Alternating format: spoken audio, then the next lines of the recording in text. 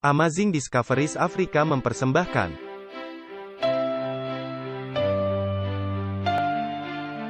Walter Veith, Martin Smith, Martin Luther, tahun 1517. Konsili Trent, tahun 1545. Luca Parra, tahun 1798.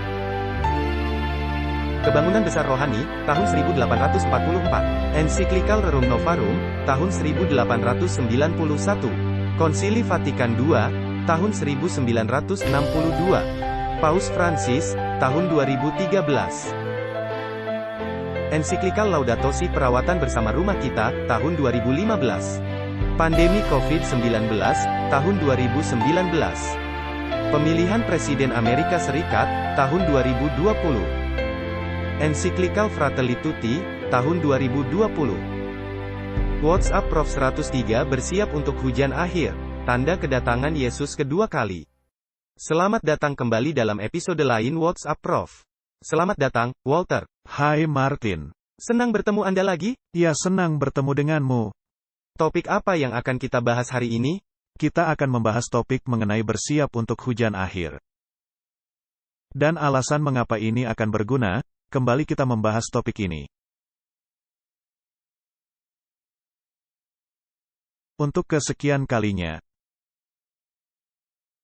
Karena semakin sering kita mendengar, wah ini belum waktunya, dan bahkan di dalam lingkungan resmi kita sering mendengar pekabaran. Jangan mengacaukan topik permasalahan yang ada sekarang, dengan nubuatan Alkitabiah. Waktunya belum tiba.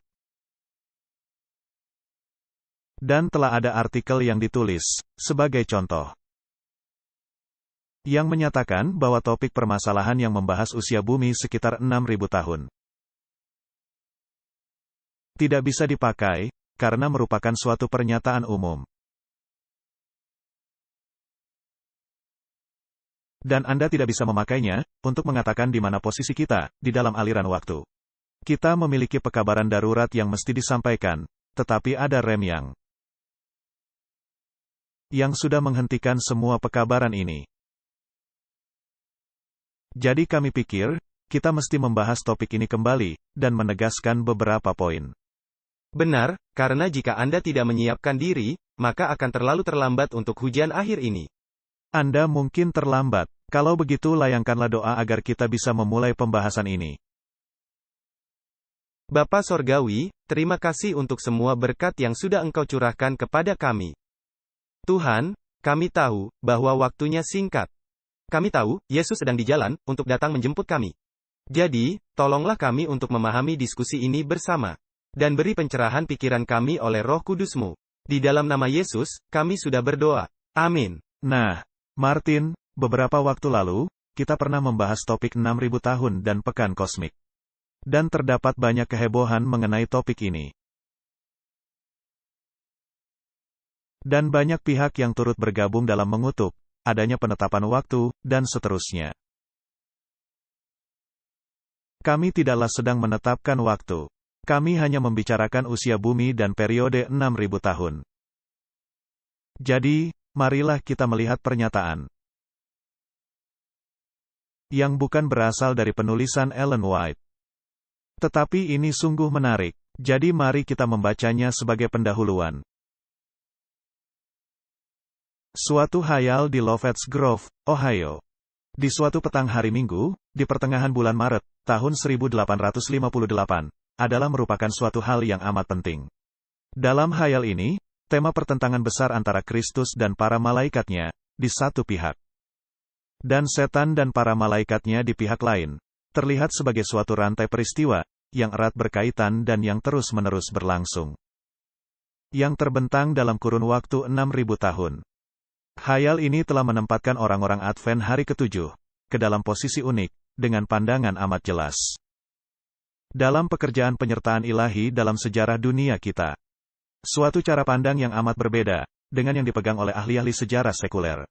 Yang melihat peristiwa-peristiwa sejarah sebagai interaksi dari tindakan-tindakan manusia. Yang nampaknya sebagai suatu keadaan kebetulan, atau perkembangan alami.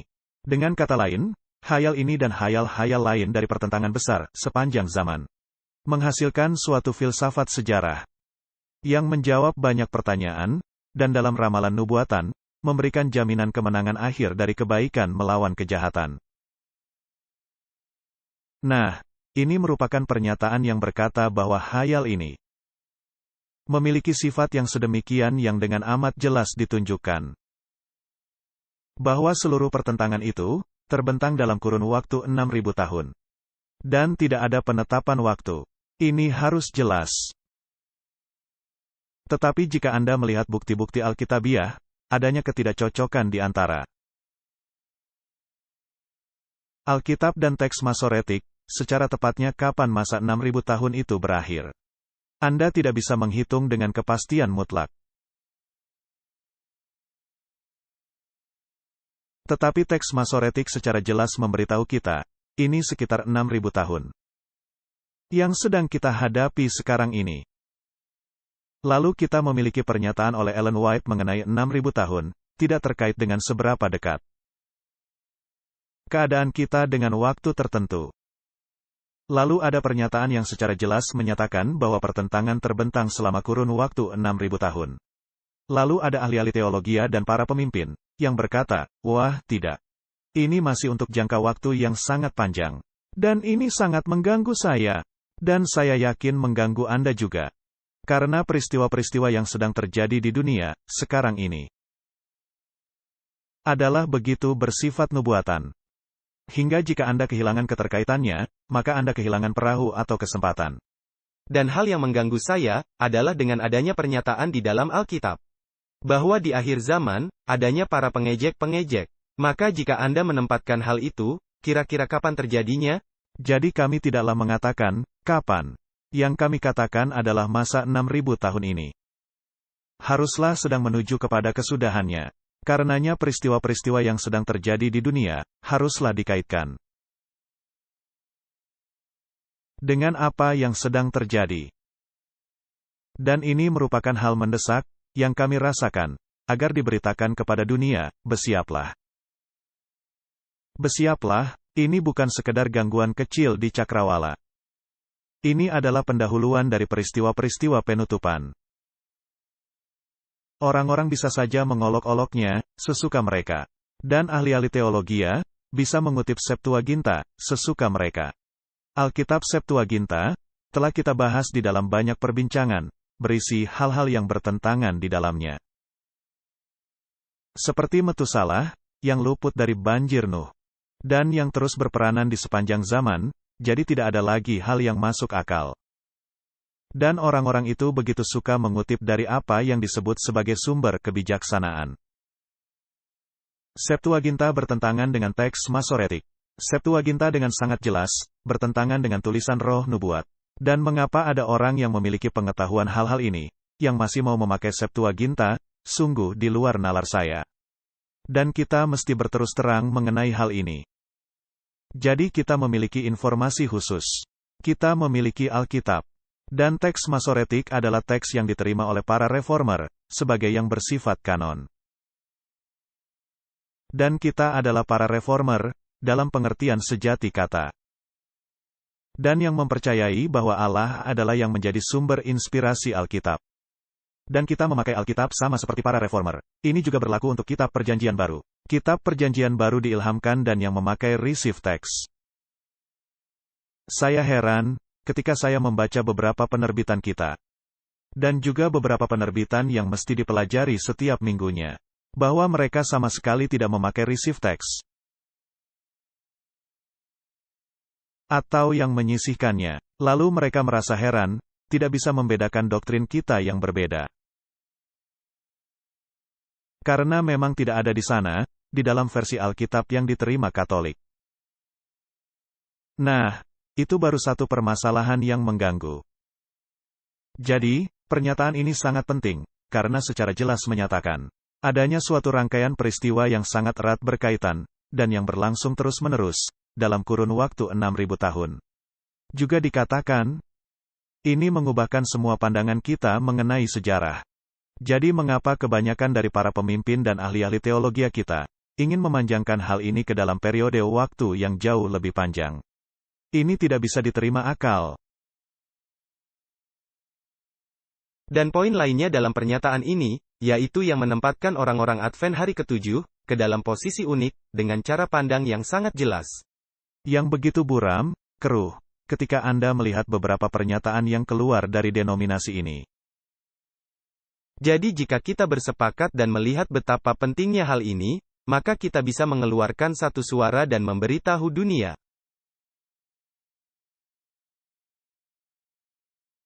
Coba lihat, teliti apa yang dikatakan Alkitab dan tulisan Roh Nubuat, apa yang menjadi tanda-tandanya. Dan mengetahui bahwa ini merupakan masa yang sudah sangat dekat.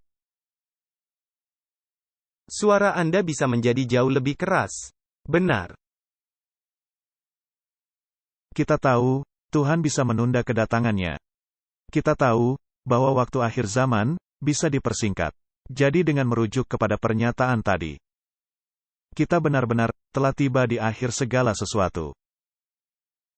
Nah, jika Anda melihat peristiwa-peristiwa yang dibukakan di sekeliling kita, dan Anda melihat bagaimana semua itu cocok dengan skenario nubuatan, bukankah hal itu semestinya menggetarkan hati Anda dan membangunkan Anda?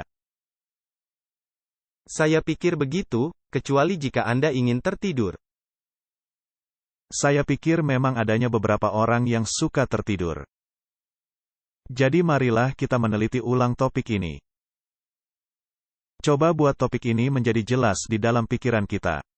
Dengan memberikan pekabaran khusus untuk waktu yang khusus.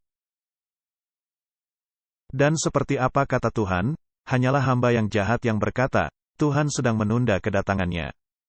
Nah, saya ingin memperlunak hal ini, dan berkata, bahwa kadangkala hamba yang tertipu, juga masuk dalam kategori itu.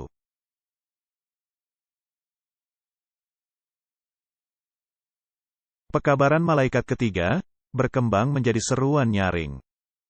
Dan Anda jangan merasa bebas, dengan lalai melakukan kewajiban Anda sekarang. Dan yang masih berpikir bahwa di suatu saat di masa yang akan datang, Anda masih akan menjadi penerima berkat yang besar. Ketika Anda tidak melakukan usaha apapun, akan terjadi suatu kebangunan rohani yang indah. Sekaranglah, Anda mesti menyerahkan diri Anda kepada Allah, sehingga Allah bisa memakai Anda sebagai alat kehormatannya dan melakukan pelayanannya. Sekaranglah, Anda mesti menyerahkan diri kepada Allah, sehingga Anda bisa mengosongkan diri Anda sendiri. Mengosongkan diri dari rasa iri hati, kecemburuan, kecurigaan, pertentangan, dan segala sesuatu yang bisa mencela nama Allah. Sekaranglah diri Anda mesti dimurnikan, sehingga siap menerima embun sorgawi, siap untuk menerima curahan hujan akhir. Karena memang hujan akhir akan datang, dan berkat-berkat Allah akan memenuhi setiap jiwa, yang telah dimurnikan dari setiap kenajisan. Merupakan tugas kita sekarang, untuk menyerahkan jiwa kita kepada Kristus. Sehingga kita layak untuk waktu penyegaran kehadiran Tuhan, layak untuk baptisan Roh Kudus. Adalah suatu keharusan. Kita menyiapkan Ka'bah jiwa bagi pencurahan Roh Kudus. Jika kita memegang pendapat bahwa hal-hal ini masih jauh di masa yang akan datang, maka bukankah kita akan lanjut dengan semua kegiatan kita? Bukankah sangat penting agar kita membuat perjanjian dengan Allah, Martin? Ya. Bukankah itu sangat penting? Sangat penting. Anda akan selalu bisa menunda-nunda dan kemudian menunda-nundanya. Lakukan saja besok. Tetapi seperti yang Anda katakan, menggetarkan saraf Anda. Dan Anda menyadari apa yang akan menjadi akibatnya, jika Anda tidak melakukan semua ini, dengan menyelaraskan diri Anda kepada Allah. Maka kemudian, Anda menyadari ada hal yang mesti dilakukan, dan tidak bisa menunggu. Bahkan jika semisalnya Kristus tidak akan datang segera. Bukankah itu juga merupakan hal benar yang mesti dilakukan? Dan bahkan lebih baik, menyiapkan diri Anda, dan Kristus belum datang, daripada tidak menyiapkan diri, dan ternyata Kristus datang. Benar. Jadi, semua ini merupakan hal yang mesti kita sajikan. Ini mesti menjadi poin diskusi, karena adanya sikap yang tidak peduli, yang ada di dunia. Dan bukan hanya sikap yang tidak peduli, melainkan juga sikap, mari kita berkompromi dengan norma dan standar dunia, dan permintaan dunia. Padahal inilah waktu, semestinya kita menaruh dalam timbangan, dan menimbang permintaan dunia dan permintaan Allah. Dan kita mesti memiliki suatu hubungan yang serius. Saya sependapat, dan saya pikir, pada masa ini kita mesti nampak beda.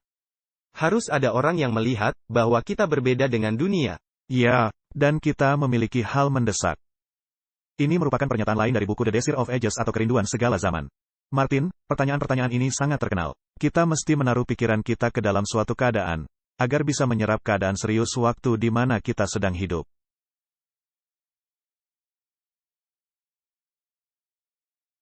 Ini bukan sekedar menyiapkan diri menghadapi bencana besar yang akan menimpa. Ini adalah menyiapkan diri bertemu dengan Allah Anda. Ini berarti mesti benar apa yang ada di dalam sini. Anda mesti berkata, inilah Allah kami. Kami telah menantikannya, dan Allah akan menyelamatkan kita. Anda mesti mampu memiliki hubungan ini dan keyakinan ini, hingga bisa menyerukannya dengan sukacita. Dan hal ini, membuat saya teringat akan adanya orang-orang yang berkata, kalian hanya menyebarkan rasa ketakutan, dan terus berkata negatif, dan hanya menakut-nakuti orang. Jika Anda selaras dengan Allah, dan menyadari bagaimana Allah rindu Anda berubah, Anda akan melihat perbedaan ini. Anda akan melihat apa yang kami tunjukkan bukan sebagai hal menakut-nakuti, melainkan berkata, wah, ini Allah kami akan segera datang. Kita mesti memperingatkan orang-orang lain. Tepat seperti itulah poinnya, apa yang Yesus katakan, pergilah kamu ke seluruh dunia, dan beritakan Injil. Dan jika Anda mengetahui bahwa waktu tinggal singkat saja, ini akan menimbulkan desakan untuk memberitahu orang-orang. Itulah sebabnya dalam pelayanan ini, kami ingin membuatnya semudah mungkin, dalam membagikan pekabaran. Bukan karena kami berpikir bahwa pekabaran ini hanya timbul dari diri kami, melainkan karena sifat serius dari topik yang mesti menyebar luas. Mari kita membaca kalimat berikut. Orang-orang yang menerima Kristus dengan firman-Nya, dan menyerahkan jiwanya kepada pemeliharaan Kristus. Hidup mereka kepada aturan Kristus, akan mendapati damai dan ketenangan. Ini seperti apa yang baru Anda katakan. Di masa bergejolak, berapa banyak surat yang kita terima dari orang-orang yang sangat berputus asa. Ratusan surat. Dan panggilan telepon. Apa yang mesti kami lakukan? Mereka akan menemukan damai dan ketenangan. Tidak ada hal di dunia yang bisa membuat mereka bersedih hati ketika Yesus membuat mereka bersuka cita dengan kehadirannya. Dalam penurutan yang sempurna ada istirahat yang sempurna. Tuhan berkata, Yesaya 26 ayat 3, yang hatinya teguh, kau jagai dengan damai sejahtera, sebab kepadamulah ia percaya. Ini sungguh merupakan kutipan ayat yang sangat indah dari Yesaya 26 ayat 3. Kehidupan kita bisa terlihat kacau. Tetapi jika kita menyerahkan hidup kita kepada Tuhan pekerja yang bijaksana, Dia akan memberikan pola dan tabiat kehidupan yang akan menjadi kemuliaan-Nya. Dan tabiat itu, yang menyatakan kemuliaan, tabiat Kristus, akan diterima ke dalam Firdaus Allah. Jadi, ketika Musa memandang kemuliaan Allah, dan wajahnya bersinar, itu merupakan tabiat Allah, dan itu merupakan tabiat yang mesti kita hasilkan. Apakah Yesus telah senantiasa mencurahkan jiwanya dalam memenangkan orang-orang? Ya, telah senantiasa. Itulah yang dilakukannya. Itu harus menjadi cara berpikir kita, dan bukannya cara berpikir yang telah merasa puas. Jadi, marilah kita meringkaskan tanda-tanda dari kedatangan Kristus. Khususnya dalam menanggapi suara-suara yang berkata, wah, Anda sedang membuat bingung orang-orang. Ini bukanlah waktu ketika tanda binatang akan diterapkan. Ini adalah suatu hal yang sama sekali berbeda. Dan apa yang sedang terjadi di dunia, memang bukanlah tanda binatang. Kami tahu itu. Tetapi jika ini merupakan pendahuluan, maka tiba saatnya untuk terjaga. Mari kita melihat tanda-tanda dari kedatangan kembali Kristus. Kristus telah memperingatkan murid-muridnya mengenai kebinasaan kota Yerusalem dan tanda-tanda yang terjadi sebelum kedatangan Anak Manusia. Keseluruhan kitab Matius pasal 24 merupakan suatu nubuatan mengenai peristiwa yang akan mendahului kedatangan Kristus. Dan kebinasaan kota Yerusalem dipakai untuk melambangkan kebinasaan besar terakhir dunia, oleh api. Kristus di Bukit Zaitun, mengulangi kembali penghakiman yang menakutkan, yang akan mendahului kedatangannya yang kedua. Kamu akan mendengar deru perang, dan kabar-kabar tentang perang. Mari kita berhenti sejenak di situ. Apakah ada kabar-kabar tentang perang? Ya. Kabar perang yang serius. Dan adanya para pemimpin yang telah berkata, mereka tidak segan-segan untuk menekan tombol nuklir. Ya, dan semua bangsa-bangsa yang sekarang sedang dalam keadaan konflik, mereka memiliki persenjataan nuklir. Bangsa akan bangkit melawan bangsa, dan kerajaan melawan kerajaan. Akan ada bahaya kelaparan dan wabah penyakit, gempa bumi.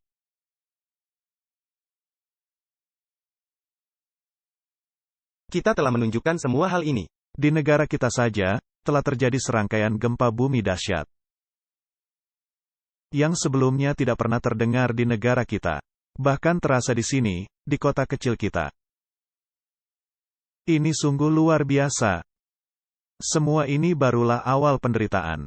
Sementara nubuatan ini hanya digenapi sebagian dari kebinasaan kota Yerusalem. Akan lebih diterapkan di hari-hari yang terakhir. Tidak seorang pun dapat menyangkal bahwa kita sedang menyaksikan gejolak di bumi ini. Tidak ada orang yang menyangkal bahwa kita sedang mengalami gempa bumi dahsyat. Letusan gunung berapi, badai, apapun itu. Nah, ini mesti disoroti, karena adanya para pengejek yang berkata, wah, kita sudah mengalami hal-hal ini selama 2000 tahun, 4000 tahun. Kembali, kita menegaskan, dengarkan. Coba renungkan, jika Anda melihat intensitas dan jumlah bencana besar yang sedang terjadi sekarang, ini belum pernah ada. Ini belum pernah ada sebelumnya. Anda benar. Nah, Martin, kita sudah menampilkan hal ini berkali-kali. Itu bukan merupakan poin diskusi ini. Poin diskusi ini adalah, tolong simak, apa yang sedang terjadi di dunia. Pada akhir masa penganiayaan besar kepausan, Kristus menyatakan, matahari akan menjadi gelap, dan bulan tidak akan bercahaya. Kita telah mengalami peristiwa sejarah itu. Hujan besar meteor, matahari yang berubah menjadi gelap, dengan hewan ternak yang pulang ke kandang, dan ayam ke sangkarnya. Dan seterusnya, semua ini pernah terjadi. Bertahun-tahun silam, dan ini dicatat dengan teliti, bukan oleh denominasi kita. Oleh orang sekuler, yang sama sekali sungguh luar biasa. Dan peristiwa itu dimuat di koran lokal pada masa itu. Matius 24 ayat 32, Yesus berkata, tariklah pelajaran dari perumpamaan tentang pohon ara, apabila ranting-rantingnya melembut dan mulai bertunas. Kamu tahu, bahwa musim panas sudah dekat. Demikian juga, jika kamu melihat semuanya ini, ketahuilah, bahwa waktunya sudah dekat, sudah di ambang pintu. Kristus telah memberikan tanda-tanda kedatangannya. Kristus menyatakan kita patut mengetahui tanda kedatangannya, bahkan sudah di ambang pintu. Kristus berkata, jika kamu melihat semua tanda-tanda ini, angkatan ini tidak akan berlalu, sampai semua hal-hal ini digenapi. Tanda-tanda ini telah nampak. Sekarang kita merasa pasti, bahwa kedatangan Tuhan sudah dekat. Nah, kita memiliki semua program WhatsApp Prof tentang semua peristiwa yang mesti terjadi di waktu tertentu. Agar kita mengetahui bahwa kita merupakan generasi yang terakhir. Jadi, kembali, bagaimana bisa orang menunda peristiwa ini untuk 100 tahun atau 200 tahun lagi? Jika mereka belajar Alkitab beserta tulisan roh nubuat. Saya tidak mengerti, mengapa mereka bisa berpikir seperti itu. Yesus menyatakan, akan ada tanda-tanda di matahari, bulan dan bintang-bintang. Dan di bumi bangsa-bangsa akan takut. Matius 24 ayat 33, demikian juga, jika kamu melihat semuanya ini, ketahuilah, bahwa waktunya sudah dekat, sudah di ambang pintu. Lagi dan lagi, berulang kali kita mendapat peringatan ini, sudah di ambang pintu. Masa ketakutan melanda kita. Hati manusia menjadi takut melihat hal-hal yang akan menimpa bumi ini. Tetapi orang-orang yang percaya kepada Allah, akan mendengar suaranya. Di tengah-tengah badai, Kristus berkata, "Aku di sini. Jangan takut." Itu menjadi intisari permasalahan. Jika kita terus lanjut membahas tanda-tanda ini, dan dekatnya masa kedatangan Kristus, itu merupakan kata-kata yang Allah ingin sampaikan kepada Anda. Ini memberi Anda ketenangan. Orang-orang begitu ketakutan kepada apa yang disebut kehebohan. Karena mereka begitu ketakutan, mari mengatakannya secara berterus terang. Bahwa nubuatan tidak akan digenapi, dan mereka nampak seperti orang-orang bodoh. Bisakah Anda menjadi orang bodoh, ketika menyiapkan seseorang bagi kedatangan Kristus pada waktu kapan saja? Tidak, kamu tidak bodoh, tidak mungkin. Tetapi mereka begitu ketakutan bahwa nubuatan tidak akan digenapi. Dan karenanya mereka berkata, tukang-tukang pembuat kaget atau pemegang paham teori konspirasi, atau apapun itu. Saya lebih baik mendapat julukan itu, dan melaksanakan tugas saya, daripada seorang yang suka menunda-nunda. Saya setuju. Sejarah yang janggal dan besar sedang dicatat dalam kitab-kitab sorga. Yakni peristiwa-peristiwa yang dinyatakan akan mendahului hari besar Allah. Segala sesuatu di dunia dalam keadaan kacau. Apakah itu kenyataan sejarah? Ya. Pernahkah Anda mendengar dunia ada dalam keadaan begitu kacau? Tidak pernah, seperti yang ada sekarang. Bahkan tidak selama Perang Dunia II, seluruh dunia dalam keadaan seperti sekarang ini. Berapa banyak kasus bunuh diri terjadi, orang-orang melompat dari gedung tinggi. Tepat, seperti kasus Miss USA yang terjun dari gedung.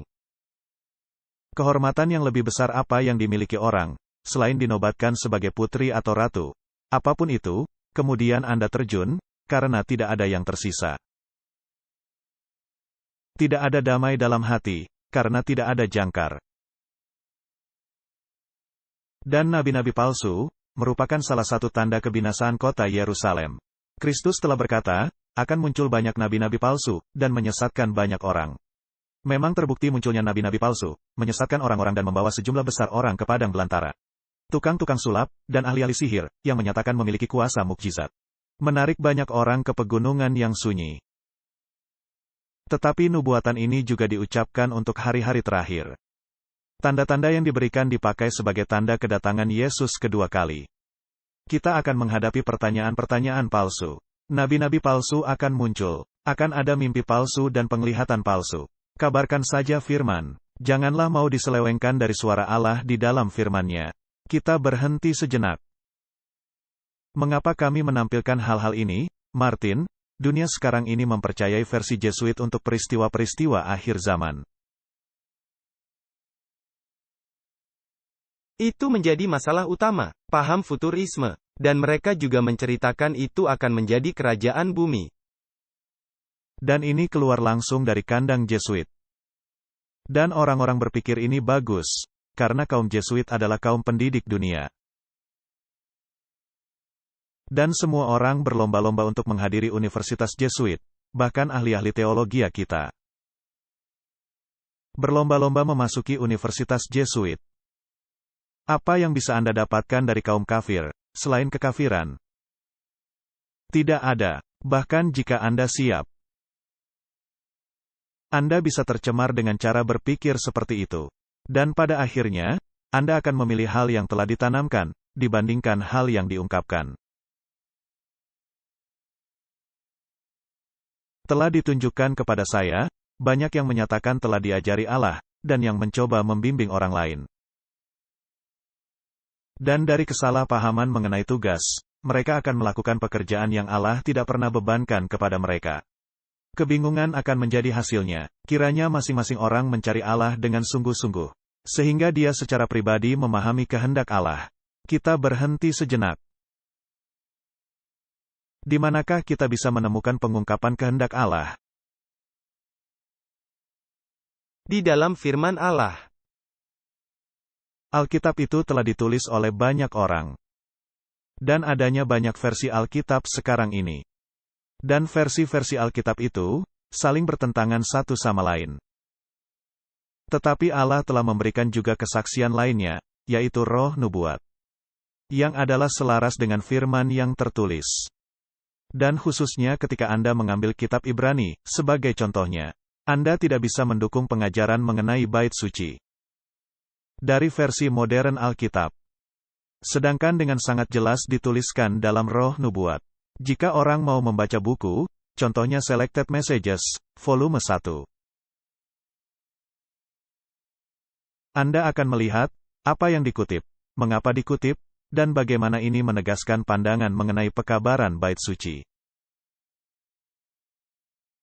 Ini betul-betul amat penting bagi zaman di mana kita sedang hidup. Anda sama sekali tidak bisa memakai Alkitab versi modern untuk mendukung doktrin-doktrin itu. Karenanya Alkitab versi modern bukan hanya menentang Alkitab Receive Text, melainkan juga menentang Roh Nubuat. Mengapa ada orang yang mau melakukan itu? Ini sungguh-sungguh mengherankan saya. Jadi, jika kita ingin tahu kehendak Allah, kita mesti belajar apa perkataan Allah. Dan saya ingin tahu, apa perkataan Allah, bukannya apa pendapat orang mengenai perkataan Allah. Saya ingin tahu apa yang Allah firmankan. Itulah cara bagaimana secara pribadi Anda bisa memahami kehendak Allah. Begitu seharusnya. Tidak ada cara lain. Allah berbicara kepadamu melalui firman-Nya yang tertulis. Anda tidak bisa pergi kepada orang dan orang itu mengatakan apa perkataan Allah. Karena dengan begitu kamu tidak mendapatkan pengenalan secara pribadi yang harus kamu miliki dengan Tuhan. Dan ini merupakan hal yang mesti kita lakukan. Kita mesti memahami kehendak Allah. Jadi, kita mesti memahami Alkitab kita. Kita mesti memahami apa yang dikatakan Alkitab. Dan kita mesti, di zaman kita sekarang, saya meyakini, untuk mendapat sumber tambahan yang mendukung apa yang ada di dalam firman. Dan misalkan adanya pertentangan antara versi terjemahan Alkitab kepada tulisan Roh Nubuat. Maka periksalah dalam Receive Text, dan jika tidak ada pertentangan antara Receive Text dan Roh Nubuat, maka terimalah hal itu sebagai norma, dan kita tidak akan mengalami kebingungan. Nah, Martin, adalah mungkin orang-orang menjadi bingung di zaman kita hidup sekarang ini, karena adanya suara-suara yang saling bertentangan. Dan dengan adanya begitu banyak metodologi yang sedang digunakan sekarang ini. Sehingga orang melandaskan hal yang mereka percayai kepada dorongan dari dalam, perasaan dari dalam. Adanya kasus menarik di masa lalu, ketika seorang muda di zaman Nyonya White yang memberikan sejumlah pekabaran yang tidak selaras dengan hal yang sudah dipelajari denominasi ini mengenai firman Allah. Hal menarik, bagaimana Nyonya White menangani kasus ini. Tadi malam, seorang pemuda yang tidak kami kenal, tetapi yang mengaku sebagai saudara seiman dari Victoria, Australia, datang menemui kami dan ingin bertemu dengan Nyonya White. Hari sudah malam, dan saya menolak menemuinya. Tetapi kami mengajaknya untuk menginap malam itu, dan di pagi hari kami mengundangnya untuk ikut sarapan. Setelah ibadah pagi hari, ketika kami akan mulai melakukan berbagai tugas, orang muda ini bangkit berdiri, dan dengan kesan memerintah, menyuruh kami semua untuk duduk. Dia berkata, apakah ada buku lagu, kita akan bernyanyi, dan ada pesan yang harus saya sampaikan. Saya berkata, jika Anda memiliki pekabaran, langsung saja sampaikan. Karena kami sangat terdesak untuk mengambil surat-surat dari kantor pos Amerika, dan tidak bisa terlambat. Orang muda itu lalu membaca hal yang sudah dia tuliskan, di mana dia menyatakan bahwa penghakiman telah mulai dengan orang-orang yang masih hidup. Saya mendengarkan semua perkataannya, dan akhirnya berkata, saudaraku, engkau tidak sedang berpikiran waras. Katakan dengan sederhana, apa yang menjadi pekabaran Anda? Silahkan berterus terang. Pikiran Anda sedang kacau. Anda salah memahami tugas Anda. Banyak dari perkataan Anda selaras dengan Alkitab, dan kami mempercayainya. Tetapi Anda terlalu bersemangat. Silakan katakan apa yang Anda hendak sampaikan. Baiklah. Bahwa kita mesti berkemas-kemas dan pindah dengan segera ke Battle Creek. Saya menanyakan alasannya, dan dia menjawab, untuk memberikan pekabaran ini, bahwa penghakiman telah mulai dengan orang-orang yang masih hidup. Saya menjawab, pekerjaan yang Allah telah berikan kepada kami, belumlah selesai. Jika pekerjaan kami di sini telah selesai, kami yakin Tuhan akan memberitahu kapan saatnya pindah ke Battle Creek. Sebagai ganti mengajari Anda, tugas kami. Saya meninggalkan pemuda itu kepada saudara Ster, sementara saya lanjut dengan penulisan saya.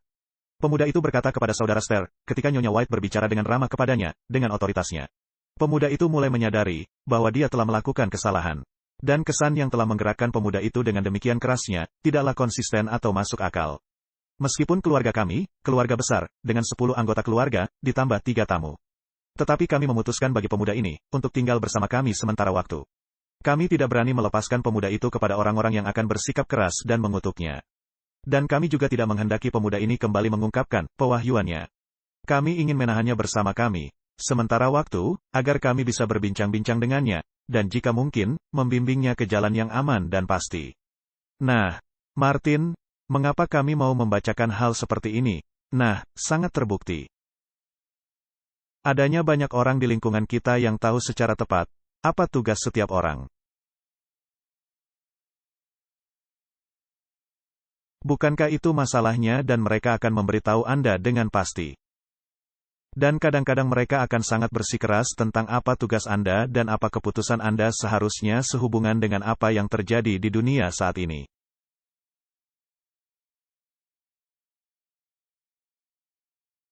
Ya, mereka sangat memaksa.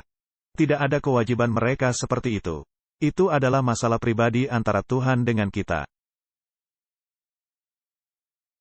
Dan jika saya menyuruh Anda, atau Anda menyuruh saya, bahwa Allah telah menunjukkan kepada Anda, apa yang menjadi tugas saya. Dan Allah telah menunjukkan kepada saya, apa yang menjadi tugas Anda. Maka Anda memiliki hak penuh, untuk berkata, saya akan menunggu, apa yang Allah hendak ungkapkan kepada saya. Apa yang menjadi tugas saya, dan jika memang ini sama dengan hal yang Anda ajukan, maka baiklah adanya. Tetapi di waktu kita sedang hidup, kita mesti mendasarkan keputusan kita, kepada Alkitab, kepada tulisan roh nubuat. Dan berdasarkan terang itu, apa yang kita rasakan, apa yang menjadi kehendak Allah, agar kita melakukannya.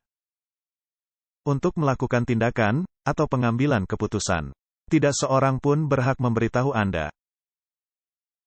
Atau siapapun itu, apa yang menjadi tugas Anda. Dan seperti yang sudah dinyatakan dengan jelas, jika ada di dalam Alkitab. Seperti, ingatlah dan kuduskanlah hari Sabat. Maka, ya, Alkitab menyuruh kita menyucikan hari Sabat. Tetapi jika Alkitab mengatakan bahwa Anda harus menerima pengobatan ini, pengobatan itu, atau apapun itu. Saya tidak mendapatinya. Kenyataannya, saya membaca hal yang bertentangan di dalam tulisan roh nubuat. Karenanya saya mesti menunggu, hingga Allah meyakinkan saya. Dan tidak mesti melakukan, jika ada orang yang berpikir, merupakan tugas mereka memberitahu saya atau Anda, hal yang mesti dilakukan. Pilihan perseorangan, apakah kita semakin mendekati akhirnya? Ya, akan ada semakin banyak orang, yang memberitahu apa tugas Anda. Baiklah, apakah ini perlu di waktu kita sekarang sedang hidup? Sehingga kita memiliki hubungan pribadi ini dengan Allah. Dan yang mendasarkan pengambilan keputusan kita, atas studi pribadi kita, dan kenyataan pribadi kita. Yang bisa diajukan, tetapi tidak ada pemaksaan jenis apapun. Ya, tentunya, karena semakin banyak orang-orang utama yang akan mencoba dan memberitahu Anda apa tugas Anda, yaitu negara. Jadi ketika Anda melihat ada orang-orang yang bergabung kepada negara, khususnya gereja, maka kita bisa melihat lampu merah. Dan Anda harus memastikan, hal yang mereka ajukan haruslah selaras dengan kehendak Allah yang dinyatakan.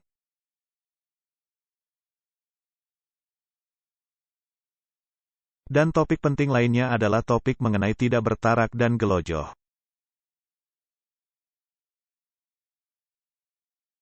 Gelojoh dan tidak bertarak, menjadi dasar dari kemerosotan besar moral, di dunia kita.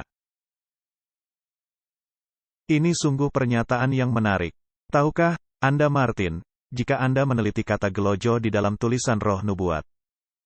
Ini seringkali dikaitkan dengan makan daging secara berlebih-lebihan.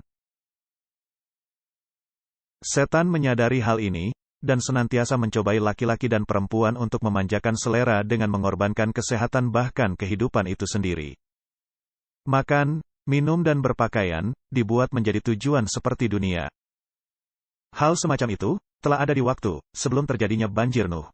Dan keadaan seperti ini, merupakan bukti nyata dari sejarah bumi ini yang akan segera berakhir. Apakah pernah terjadi bahwa makanan menjadi hal paling utama di media?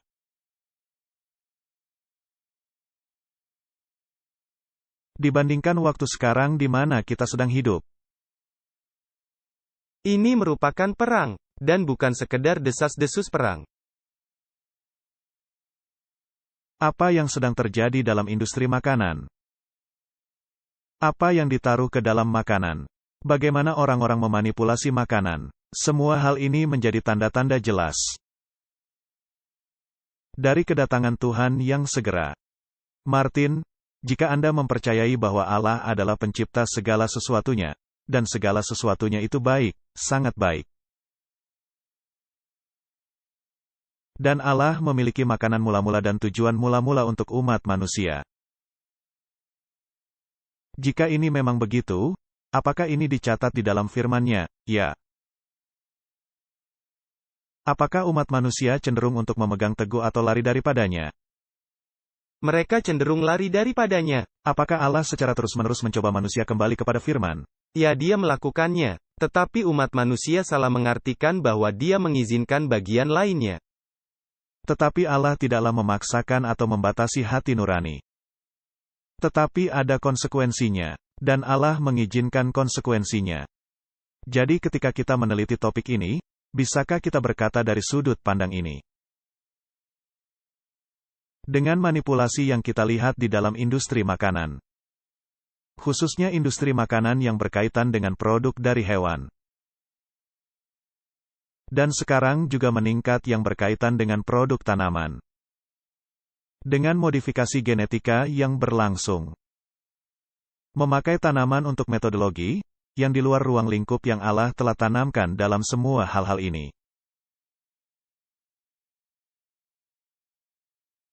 Apakah itu merupakan pertanda kita semakin dekat kepada akhirnya? Ya, karena unsur utama agar Anda memiliki kejernihan pikiran berasal dari makanan Anda.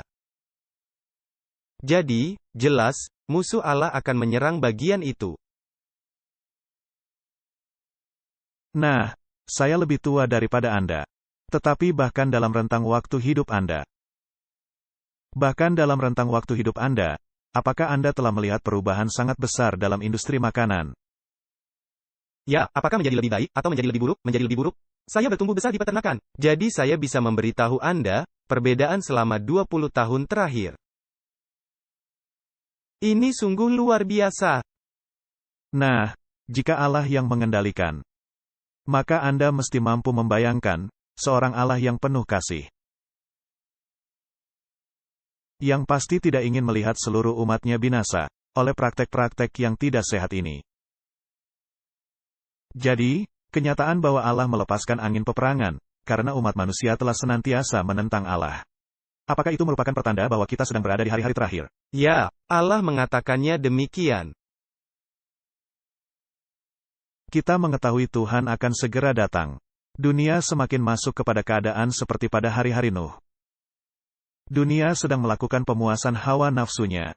Makan dan minum dilakukan secara berlebih-lebihan. Manusia sedang meminum minuman keras beracun, yang membuatnya tidak waras. Nah, tindakan berlebih-lebihan telah meningkat. Ini menjadi pertanda zaman. Ingatkan Anda suatu peristiwa yang terjadi di negeri kita.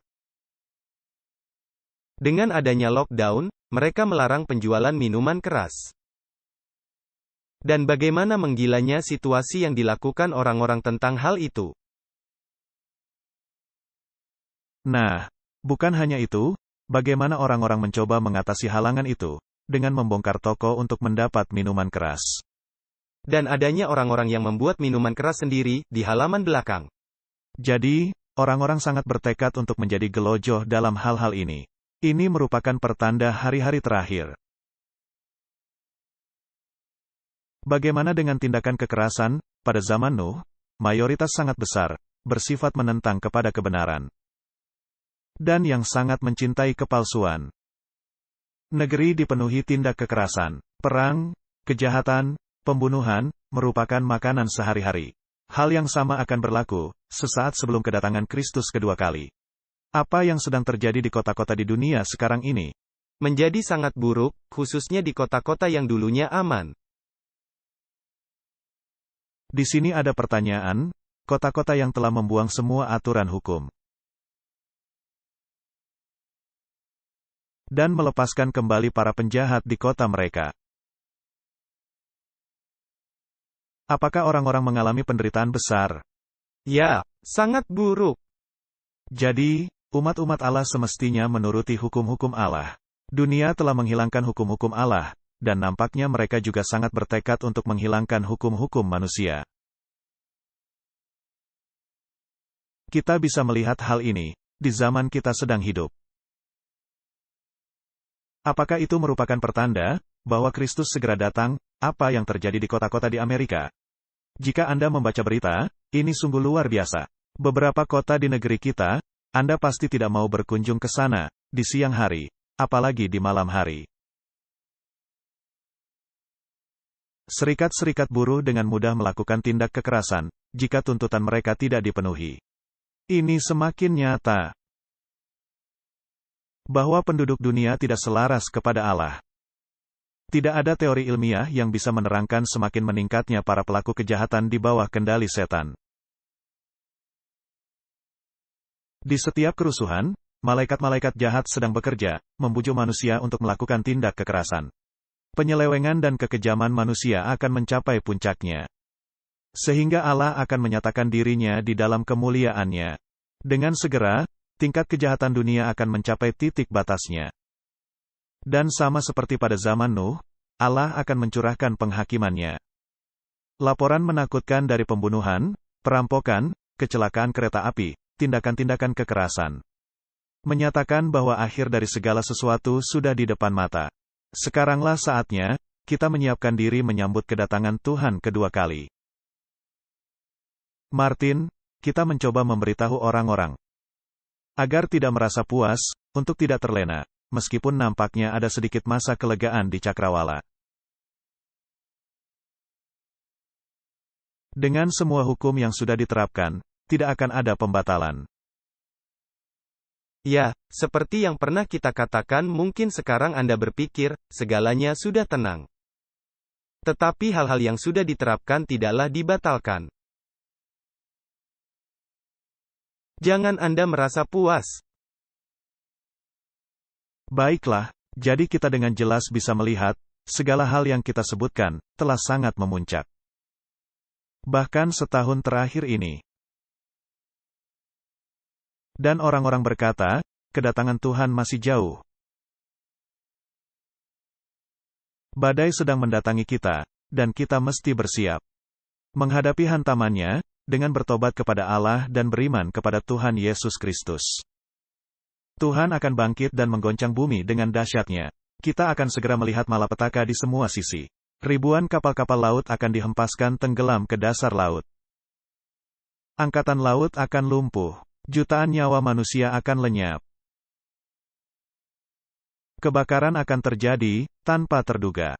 Tidak ada usaha manusia, yang bisa memadamkannya. Sudahkah Anda melihat kebakaran itu? Kita melihat banyaknya kapal-kapal laut tenggelam di Perang Dunia II. Apakah menurut Anda, ini hal yang kita bicarakan, ataukah adanya konflik lain di dunia?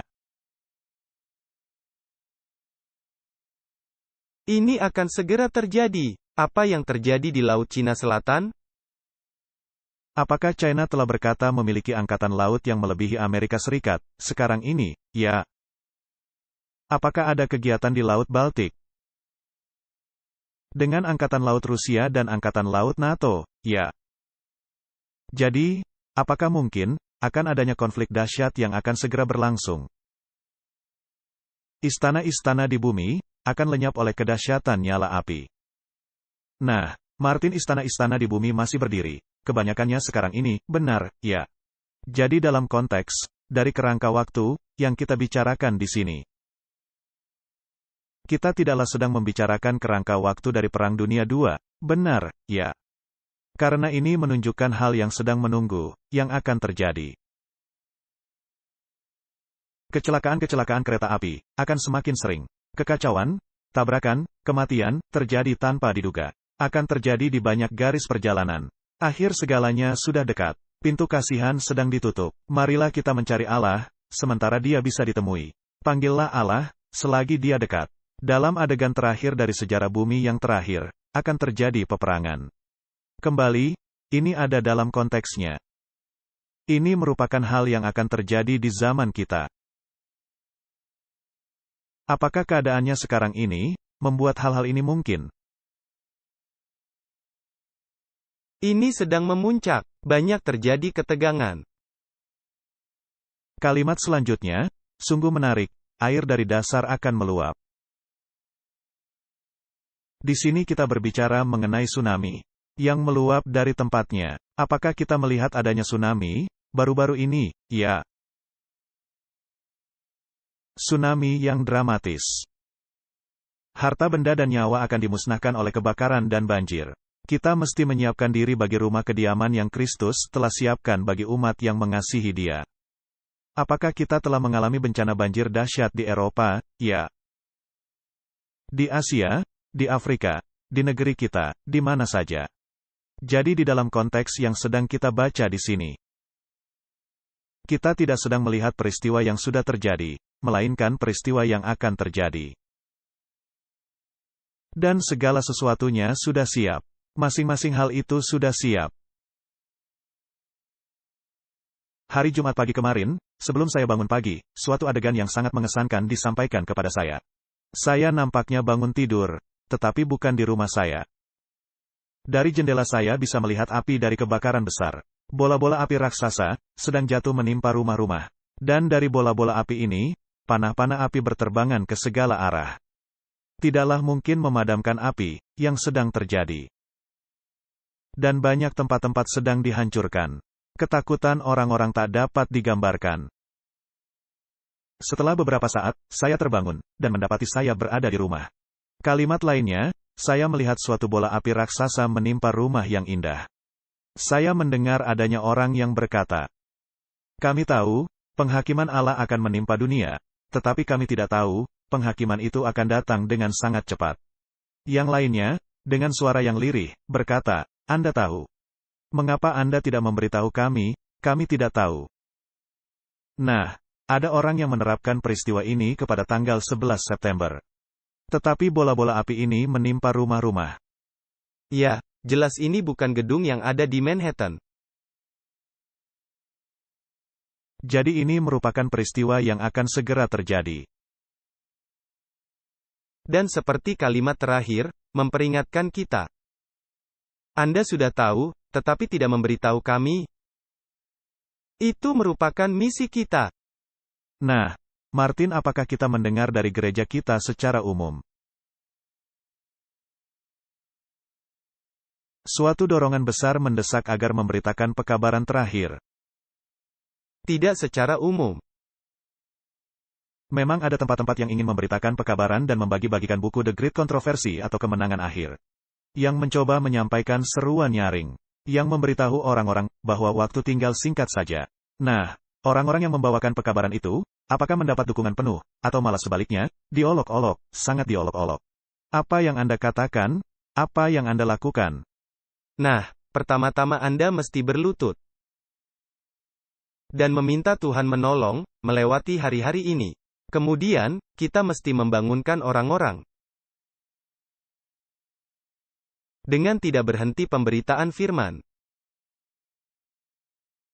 Jadi, apakah Anda ingin mengatakan kepada saya bahwa kita tidak berani agar dipengaruhi oleh suara-suara yang berkata, waktunya belumlah tiba? Sungguh pasti, karena segala sesuatu yang saya baca di sini memberitahu saya, sekaranglah waktunya. Jadi, itulah yang menjadi dasar mengapa kami ingin mempertegas bahwa kita benar-benar yakin bahwa akhir zaman sudah tepat di depan mata kita.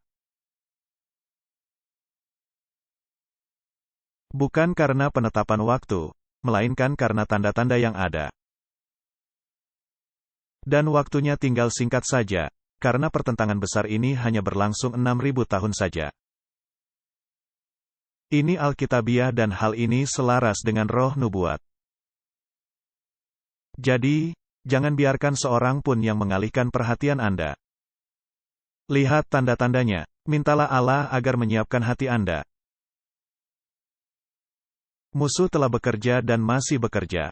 Musuh turun dengan kuasanya yang besar, dan roh Allah sedang ditarik dari bumi. Allah telah menarik tangannya. Lihat saja Johnstown di Pennsylvania. Allah tidak mencegah iblis melenyapkan seluruh kota itu dari eksistensinya. Diperkirakan 2.200 orang kehilangan nyawa mereka di banjir Johnstown ketika sebuah bendungan bobol setelah hujan lebat selama berhari-hari. Dan hal-hal semacam ini akan semakin meningkat hingga tiba di penutupan sejarah bumi. Dan dalam peristiwa itu, menelan korban 2.200 orang. Berapa jumlah orang yang kita bicarakan di hari-hari ini, ketika terjadinya bencana besar? Dan bagaimana banyaknya bendungan yang bobol akhir-akhir ini, dan seluruh desa disapu banjir. Kulit luar bumi akan pecah, oleh meletusnya unsur-unsur yang ada di dalam perut bumi. Unsur-unsur ini, jika sekali saja lepas, akan menyapu bersih harta benda orang-orang yang telah dikumpulkan selama bertahun-tahun. Yang telah ditambahkan kepada kekayaan mereka, dengan mengorbankan harga-harga kelaparan. Dari orang-orang yang mereka pekerjakan. Dan dunia keagamaan juga, akan sangat terguncang, karena akhir segala sesuatu sudah di depan mata. Waktunya telah tiba, ketika di suatu saat, kita berada di tanah yang padat, tetapi tidak lama kemudian tanah padat itu menjadi naik turun di kaki kita. Gempa bumi akan terjadi, tanpa diduga-duga. Ada hal yang saya temui menjadi hal menarik. Semua laporan mengenai meletusnya gunung berapi, dengan lava yang turun memenuhi.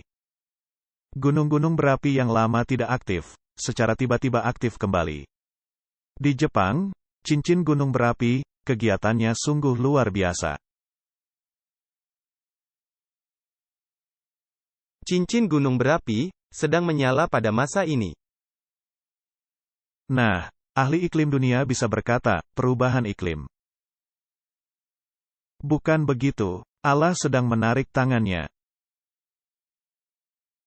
Dan kita sedang menyaksikan hal-hal ini, bukan karena perubahan iklim. Melainkan oleh karena keadaan dunia, dan karena perlindungan Allah sedang ditarik. Dan karena dekatnya kedatangan kedua Kristus.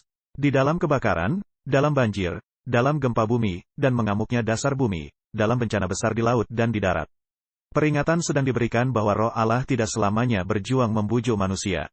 Jika Anda memutuskan hubungan, seperti yang dilakukan dunia, dengan memberikan adanya alasan alami, maka Anda kehilangan poinnya.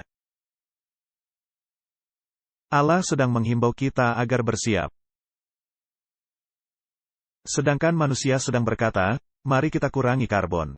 Berhentilah bernapas, Martin, Anda sedang mengotori udara dengan karbon. Ini sama sekali tidak masuk akal. Jika Anda membandingkannya dengan alasan yang sesungguhnya, mengapa semua ini sedang terjadi? Dan dunia keagamaan akan turut serta dengan sukacita. Kita sudah melihatnya sejauh ini. Sekarang kita telah menjadi peserta Injil yang merujuk kepada perubahan iklim. Menggantikan Injil Yesus Kristus, dan segera datangnya Kristus, dan penghakiman yang menyertainya. Jadi, sebelum anak manusia nampak dalam awan-awan di langit, setiap unsur di alam akan bergejolak. Perubahan iklim. Menurut para ilmuwan demikian, ya. Petir dari langit, digabung dengan kebakaran di bumi, akan menyebabkan gunung menyala seperti perapian dan menyemburkan banjir lavanya ke desa-desa dan kota-kota. Ini sungguh luar biasa, apa yang sedang terjadi sekarang ini, di lapangan. Unsur-unsur mencair batu yang terlempar ke dalam air, oleh bergejolaknya perut bumi. Akan menyebabkan air mendidih, yang mengirimkan tanah dan batu-batu. Akan terjadi gempa bumi sangat besar, dan kehancuran besar nyawa manusia. Kita telah melihatnya di Pasifik. Dan semua orang berkata, wah ini adalah perubahan iklim. Mari kita lebih meneliti apa yang dikatakan roh nubuat mengenai topik ini. Setan sedang bekerja di atmosfer. Setan sedang meracuni atmosfer. Dan karena itulah, kita mesti bergantung kepada Allah untuk nyawa kita. Baik kehidupan sekarang, maupun kehidupan kekal. Dan karena itu kita mesti bersungguh-sungguh mengabdi kepada Allah dan bertobat. Dan berserah sepenuhnya kepada Allah, tetapi nampaknya kita seperti sedang lumpuh. Allah sorgawi, bangunkan kami. Allah tidaklah menahan kuasa kegelapan dalam melakukan pekerjaan mematikan mereka, dengan meracuni udara. Yang menjadi salah satu sumber kehidupan dan nutrisi, dengan racun mematikan. Bukan hanya kehidupan sayur-sayuran terkena dampaknya, melainkan manusia juga mengalami wabah penyakit. Martin, apa yang sedang kita baca di sini? Adanya racun di udara. Siapa yang menaruh racun itu? Setan dan agen-agennya. Jadi yang melakukannya adalah setan atau para agennya. Apakah ada kemungkinan, ketika kita belajar dari peristiwa berita dunia, bahwa hal ini memang sedang terjadi, ataukah ini hanya sekedar teori konspirasi? Bahwa udara memang sengaja dicemari. Sudah ada banyak bukti. Ini bukan sekedar teori konspirasi. Ini memang persekongkolan, tetapi bukan sekedar teori. Nah, apakah kita pernah mendengar adanya orang-orang yang mencemari udara? Ya, dan bahkan memblokir matahari. Ya, segala hal menarik yang mereka ingin lakukan. Lalu apa yang terjadi? Bukan hanya kehidupan sayur-sayuran terkena dampaknya, melainkan manusia juga turut menderita karena wabah sampar. Jadi, apakah tanaman terbebas dari hal ini? Tidak. Jadi, Martin, bagaimana caranya menangani topik permasalahan semacam ini? Apakah menurut Anda, adanya usaha menghambat sumber-sumber makanan? Ya. Jadi Anda mesti merawat diri Anda sendiri. Jadi, apakah mungkin sumber-sumber makanan, secara sengaja dihambat? Kita tahu, bahwa memang sumber-sumber makanan sedang dicemari. Dengan mengambil zat-zat yang berguna, dan menggantikan dengan zat-zat yang membahayakan. Ini sudah berlangsung sejak lama. Tetapi dengan sengaja mengubahkan sumber-sumber makanan. Apakah mungkin orang begitu jahat, dengan menambahkan hal-hal tertentu? Seperti unsur nanobot, atau apapun itu masuk ke dalam sumber-sumber makanan. Dan jika mereka memegang falsafah tujuan menghalalkan segala cara, maka itulah yang akan mereka lakukan. Martin, organisasi mana yang memiliki falsafah itu? Kaum Jesuit. Sedangkan orang-orang ini digambarkan sebagai kaum intelektual dan pahlawan dunia. Sedangkan tulisan Roh Nubuat, menggambarkan orang-orang ini sebagai musuh dari umat-umat Allah. Dan sekarang ada masalah lain yang masuk. Mereka telah mengubahkan sedikit peristilahannya dengan memakai, demi kebaikan bersama. Dengan mencapai tujuan menghalalkan segala cara. Jadi dengan memakai, demi kebaikan bersama, kedengarannya sangat bagus, dan semua orang ingin melakukannya. Dan jika mereka memanipulasi makanan Anda, dan yang lainnya, demi kebaikan bersama, maka Anda tidak menyadari, ini merupakan bagian dari rencana besar mereka. Jadi, jika kita melihat sejarah, hal yang sudah mereka lakukan selama bertahun-tahun, dan hal yang sudah mereka perkenalkan kepada dunia. Siapa yang memulai industri obat-obatan dan industri kokain di Amerika Selatan? Siapa yang memakai semua orang-orang ini, di Amerika Selatan, untuk memanen produk industri kokain mereka? Dan mengirimkannya ke dunia, mengirimkan kepada perusahaan-perusahaan ksatria Malta, untuk meracuni seluruh umat manusia. Siapa yang memperkenalkan produk-produk kafein dan kopi ke dunia barat? Bukankah kelompok Jesuit? Ya. Mereka semuanya terlibat dengan hal itu. Dan mengapa tidak meningkatkan ke level yang selanjutnya?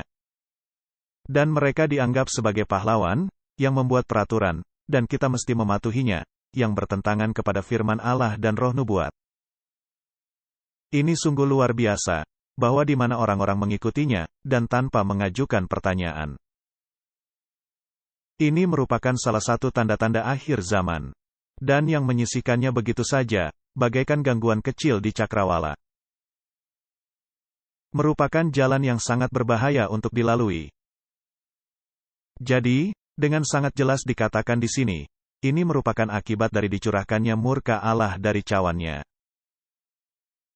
Dengan kata lain, Allah bertanggung jawab ketika Allah mengizinkan hal tersebut terjadi, atau Allah tidak mencegahnya. Dan yang dicurahkan di bumi, merupakan sekedar gambaran kecil, hal yang akan terjadi di waktu dekat. Martin, apakah kita semakin mendengar laporan semacam ini? Ya. Nyonya White memperingatkan kita akan hal ini, dan sekarang menjadi kenyataan. Dan orang-orang berkata, waktunya belum tiba, ini sungguh di luar nalar saya.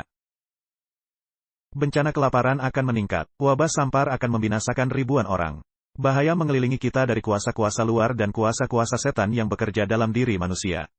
Tetapi kuasa Allah yang menahan, sekarang masih berlaku. Jadi, kapan kuasa Allah yang menahan ini ditarik? Bukankah Anda ingin menjadi selaras dengan Allah, Martin? Sungguh pasti. Bukankah sekarang waktunya untuk introspeksi diri dengan serius? Setiap harinya, ketika Anda membukakan mata, ini adalah jalan yang mesti Anda lalui bersama Allah. Saya telah ditunjukkan, bahwa kuasa Allah yang menahan sedang ditarik dari bumi. Kuasa penjagaan Allah akan segera ditiadakan. Bagi semua orang yang terus menyepelekan hukum-hukum Allah. Laporan dari transaksi penipuan, pembunuhan, kejahatan, dan segala jenisnya datang setiap harinya. Dosa-dosa telah menjadi hal lumrah yang tidak lagi mengejutkan indera kita, seperti waktu dulu. Ini jauh lebih lagi, di zaman kita sekarang. Ini sungguh luar biasa. Saya pikir, orang-orang tidak lagi dibuat kaget. Dan perundang-undangan telah begitu menentang firman Allah. Seakan-akan menantang Allah, coba engkau lakukan sesuatu tentang hal ini.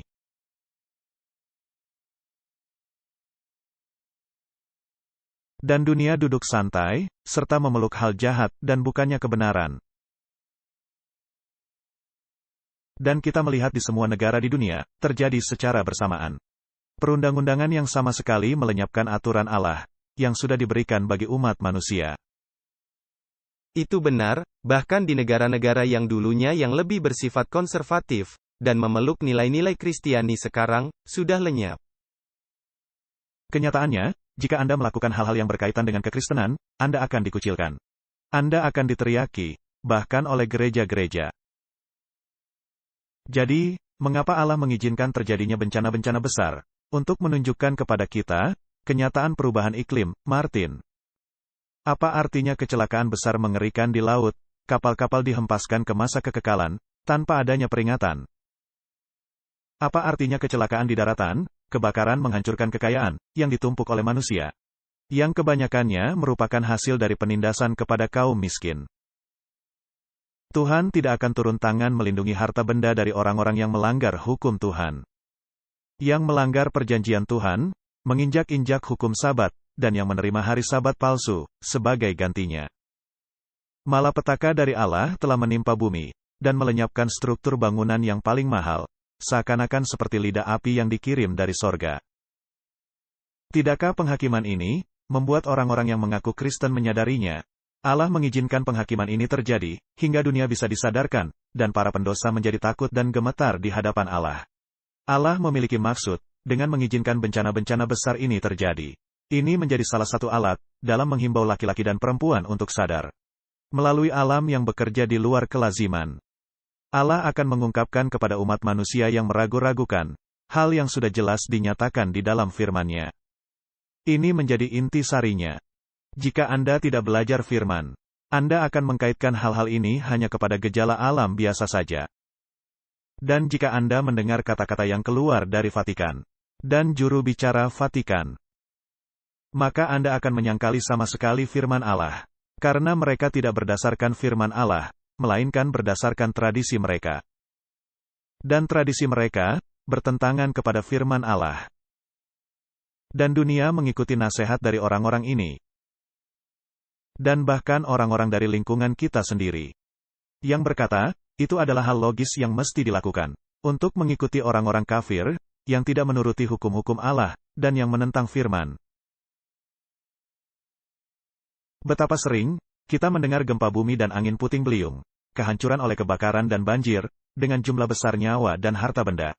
Nampaknya bencana besar ini adalah hasil kekuatan alam yang tiba-tiba berubah, dan tidak teratur. yang sama sekali di luar kendali manusia. Tetapi dalam semua hal itu, tujuan Allah dapat terbaca. Semuanya menjadi alat, di mana Allah sedang berusaha menyadarkan manusia akan bahaya yang mengancam. Jika kita tidak melihatnya dari sudut pandang ini, maka kita akan melihatnya sama seperti cara pandang dunia, dan kita akan mengikuti binatang itu. Dan yang akan menerima tanda binatang, dan yang menerima malapetaka-malapetakanya. Dan hal lain yang mesti menjadi perhatian kita. Ketika kita pertama kali membaca bahwa setan menaruh unsur-unsur beracun ke alam, dan setan mempelajari laboratorium alam, dan seterusnya. Dan Allah mengizinkan setan dalam melakukan hal ini. Karena Allah memiliki maksud dalam segala hal. Dan tujuan Allah, seperti tadi kita baca, agar membuat Anda tergantung kepada Allah, dan bersiap menyambut kedatangannya. Nah, jika Anda meneliti sejarah kuno, ambil contoh sejarah Inggris. Ada legenda Raja Arthur. Raja Arthur dan meja bundar. Dan pada masa itu, adanya kisah Robin Hood.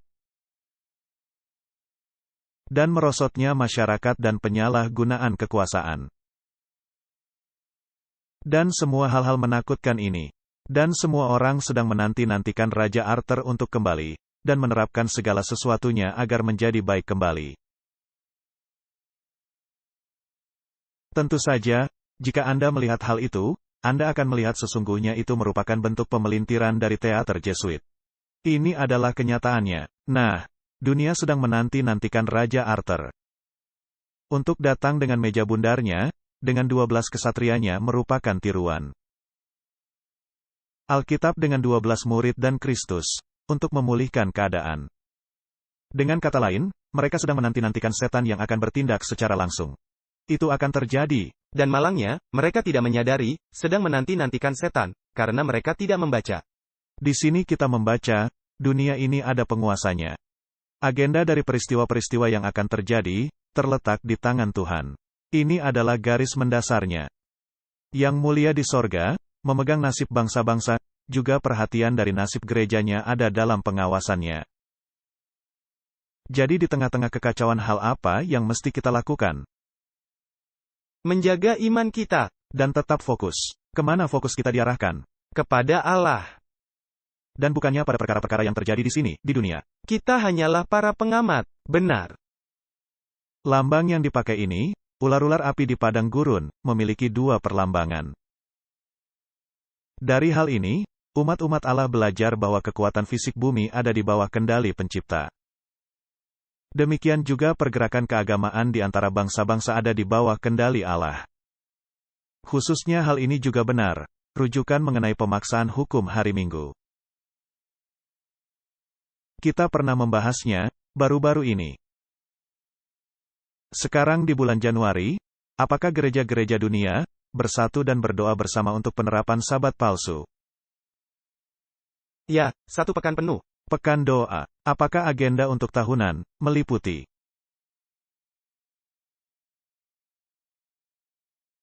pembalikan dari kitab Kejadian pasal 1?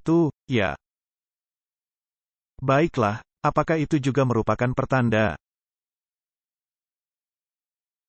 Ya, pertanda besar. Mengapa orang-orang tidak melihat? Ini merupakan tanda. Ini merupakan tanda, di mana Allah telah menarik kuasa menahannya. Dan mengizinkan mereka melakukan hal dalam namanya, yang sama sekali bertentangan dengan firman-Nya. Sungguh luar biasa. Dalam pekerjaan penutupan besar, kita akan menghadapi masalah, yang kita tidak tahu cara mengatasinya. Tetapi janganlah kita lupa adanya pekerjaan dari 3 kekuasaan besar sorgawi. Dan bahwa tangan ilahi memegang kendali, dan Allah akan melakukan kehendak-Nya. Nah, gantinya semua umat-umat Allah menjadi kebingungan. Karena semua peristiwa ini yang sedang terjadi di dunia, bukankah sudah saatnya berkata, Allah sedang mengizinkan semua peristiwa ini terjadi sekarang. Karena itu, saya sebaiknya membereskan hubungan saya dengan Allah, karena dengan segera saya akan berjumpa Allah. Dan waktunya sudah di depan mata. Tuhan akan segera datang. Sama seperti berputarnya roda-roda di bawah kendali para serafim.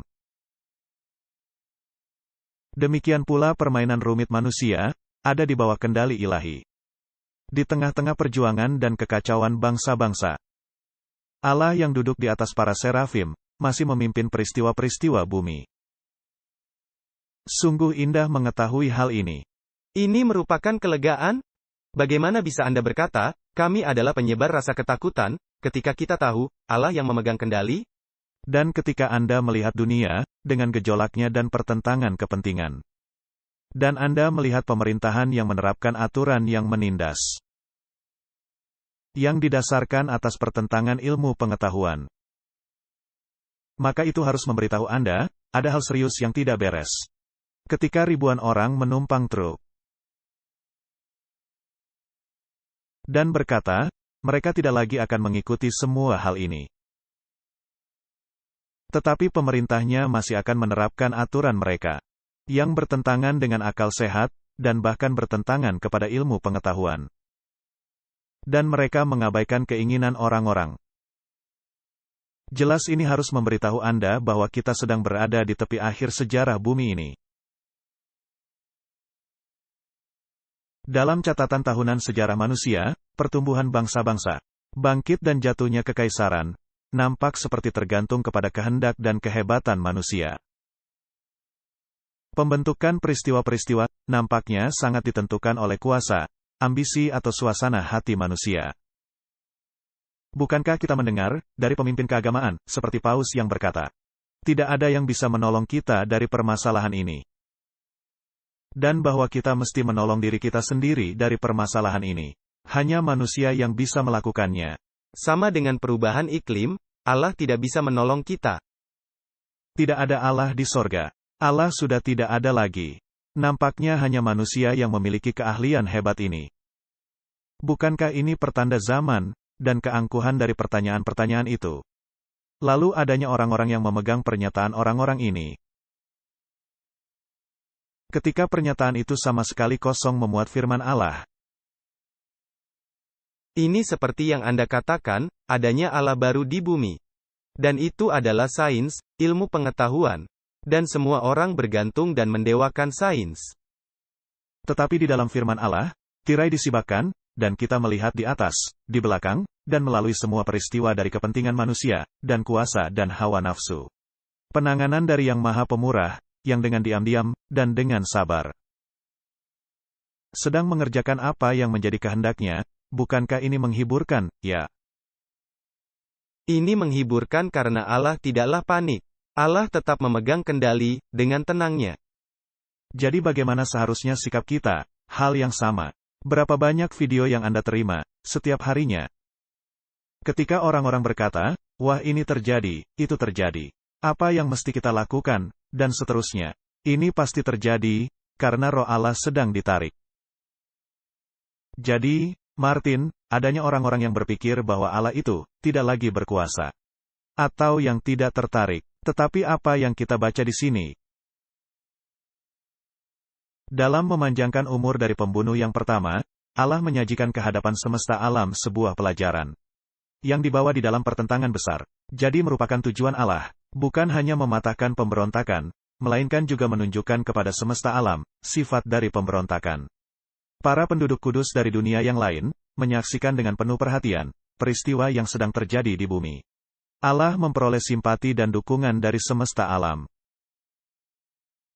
Ketika tahap demi tahap, rencana besar Allah maju dan digenapi pelaksanaannya.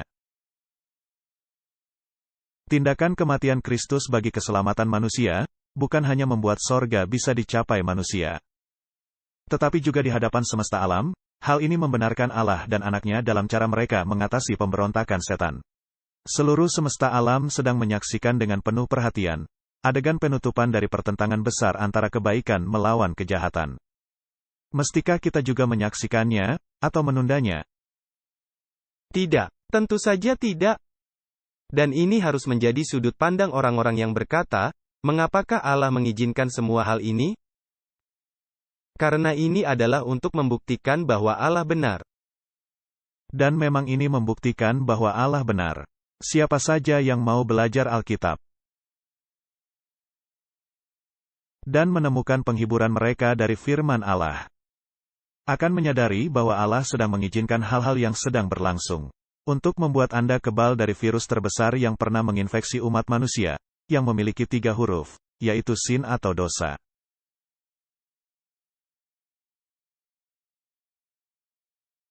Benar, dan apa itu dosa? Itu adalah pelanggaran akan hukum Allah. Ini sebuah tindakan yang bertentangan kepada tabiat Allah. Dan dosa adalah injeksi yang paling jahat ke dalam umat manusia. Tidak ada hal lucu dengan kata injeksi. Dan bahwa Allah memilih untuk menanggung akibat dosa kepada dirinya sendiri. Dan hal itu membuktikan selamanya, apakah Allah itu memang peduli atau tidak, ya. Jadi semua argumentasi ini, apakah Allah terlibat, apakah Allah peduli, telah diselesaikan dengan baik, dan secara sejarah, Anda bisa memeriksanya dalam firman Allah. Maka Anda akan menyadari, hal yang Allah sedang izinkan terjadi sekarang adalah penunjukan publik, akibat dari penolakan kepada firman Allah. Dunia kecil kita akan menjadi buku pelajaran semesta alam. Ini adalah kalimat yang luar biasa. Dalam membahas peperangan Kristus melawan setan selama 4.000 tahun. Dan kemenangan mutlak Kristus di atas kayu salib, Nyonya White memakai frase, seperti, seluruh semesta alam menyaksikan. Seluruh surga dan dunia-dunia yang tidak jatuh dalam dosa, telah menjadi saksi. Mereka mendengar, mereka menyaksikan, sorga melihat, sungguh suatu pemandangan bagi semesta sorga. Martin, menurut Anda, apakah semesta sorga merasa muak dengan apa yang sedang terjadi di bumi ini? Oh, sungguh pasti. Ketika Anda membaca berita dan membaca keputusan yang dibuat oleh beberapa kekuasaan yang ada di dunia ini, apakah Anda sukacita atau merasa muak? Merasa muak. Kamu merasa muak. Semua manusia yang bisa berpikir, melihat suara-suara yang saling bertentangan yang ada di luar sana. Perundang-undangan yang tidak masuk akal, yang diluluskan di dunia. Penindasan dan kekerasan, harusnya memberitahu Anda. Adanya hal yang sangat serius yang salah dalam skala global. Dan bagaimana dengan ayat yang berkata, kasihilah sesamamu manusia? Apakah Anda melihat itu dalam penegakan hukum dan semua yang telah Anda lihat dalam 2 tahun terakhir? Pernahkah Anda melihat mereka mengasihi sesamanya? Bagaimana dengan mengasihi orang lain, seperti dirimu sendiri? Banyak dari aturan hanya diterapkan kepada orang yang mesti terkena peraturan, tetapi tidak kepada pemberi aturan. Benar, mereka memelintirnya. Karena ketika Anda tidak mau mematuhi aturan, mereka akan melemparkan frase yang sama, yang berkata, Anda tidak mengasihi sesama Anda. Tidak ada kasih yang diterima. Baiklah, mari kita masuk kepada garis mendasar dari pembahasan kita. Mengapa kita membahasnya? Karena kita mendengar suara-suara yang berkata, waktunya belum tiba. Dan untuk menaruh kembali orang-orang kepada, demikianlah firman Tuhan. Apakah Anda meyakini bahwa peristiwa-peristiwa penutupan sedang dibukakan di depan mata kita? Ya. Dan kedatangan Kristus sudah di ambang pintu. Sudah di ambang pintu. Apakah kita melihatnya di dalam gejolak? Ya. Jadi Martin, apa yang Anda sarankan untuk zaman di mana kita sedang hidup sekarang? Saya sarankan lebih sering bertelut, dan bersatu, dan membawakan firman Allah bagi orang-orang di luar sana.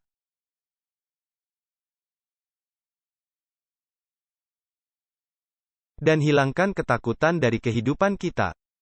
Martin, saya mengadakan diskusi beberapa hari lalu bersama sekelompok orang-orang di beberapa pulau di dunia ini. Dan banyak dari orang-orang itu telah kehilangan pekerjaan mereka. Karena mereka memegang prinsip mereka, dan mereka sedang berputus asa. Dan kami mengadakan diskusi ini. Apa yang Anda akan kerjakan dalam situasi seperti ini? Bagaimana dengan orang-orang ini, yang secara tiba-tiba mengalami berkekurangan? Dan satu hal yang saya katakan adalah, bagaimana keadaannya pada gereja yang mula-mula? Apakah gereja mula-mula di bawah tekanan? Ya, sangat ditekan. Ada di bawah penganiayaan. Dan ada dari antara mereka bahkan dari antara para murid-murid Yesus. Ditangkap, dan bahkan Herodes menganggapnya hal bagus untuk membunuh salah satu dari mereka, sebagai contoh, agar mendapat simpati dari bangsa Yahudi yang mendukungnya. Mereka sangat dihimpit, dan mereka mesti bersatu bersama-sama. Dan roh nubuat mengatakan, di masa kita sedang hidup, kita mesti bersatu bersama-sama, dan maju bersama-sama.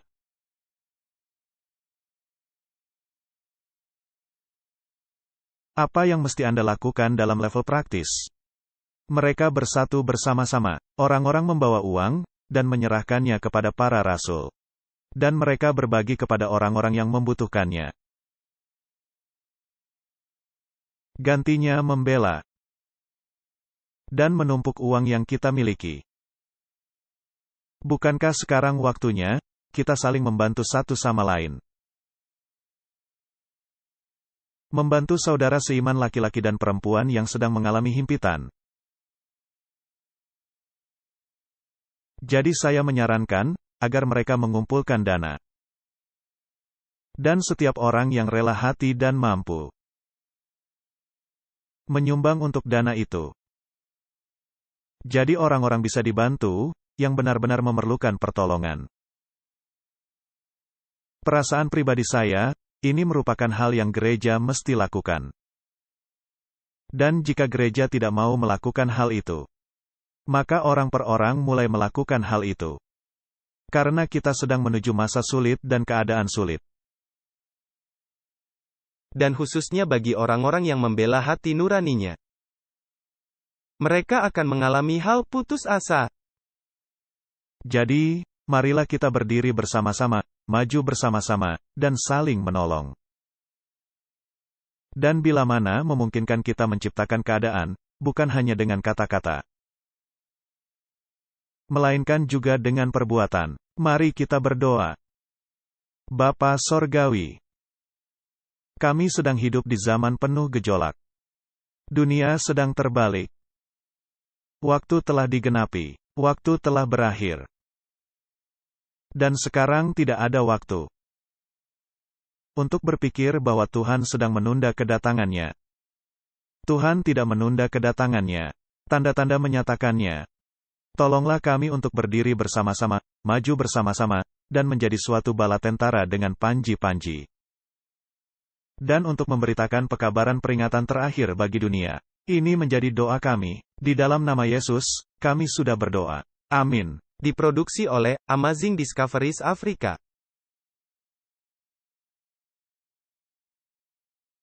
Menampilkan pembicara, Walter Veit dan Martin Smith.